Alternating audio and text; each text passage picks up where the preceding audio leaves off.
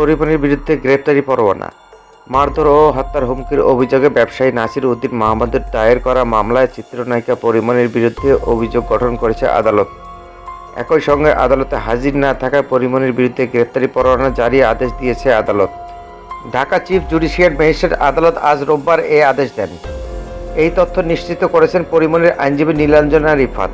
একই মামলা Pori Moni costume designer Junaid বুগদাদির জিমির বিরুদ্ধেও অভিযোগ গঠন করেছে আদালত। তার বিরুদ্ধে গ্রেপ্তারি পরোয়ানা জারি করা হয়েছে। আইনজীবী নীলাঞ্জনা রিফাত বলেন, নাসির উদ্দিন মাহমুদের দায়ের করা মারধর ও হত্যার হুমকির মামলায় আজ অভিযোগ গঠন বিষয়ে শুনানির দিন ঠিক ছিল। পরিমণির পক্ষে অভিযোগ গঠনের শুনানির জন্য সময় চেয়ে তিনি আবেদন করেন। আদালত এই আবেদন নাকচ করে পরিমণির বিরুদ্ধে অভিযোগ গঠন করেন। আর আদালতে হাজির না থাকায় তার বিরুদ্ধে গ্রেপ্তারি পরোয়ানা জারি আদেশ দিয়েছেন আদালত। এর আগে গত বছরের 18 এপ্রিল নাসির উদ্দিন মাহমুদের দায়ের করা মামলায় police bureau of investigation PBI দেওয়া তদন্ত প্রতিবেদন আমলে নেন ঢাকা সিজেএম আদালত। একই সঙ্গে পরিমণিকে আদালতে হাজির হওয়ার জন্য সমন জারির আদেশ দেন। পুলিশ ও আদালত সংশ্লিষ্ট সূত্রগুলো বলছে, জুনায়েদের বিরুদ্ধে ব্যবসায়ী নাসিরকে মারধর করার অভিযোগের সত্যতা তদন্তে হয় পিবিআই।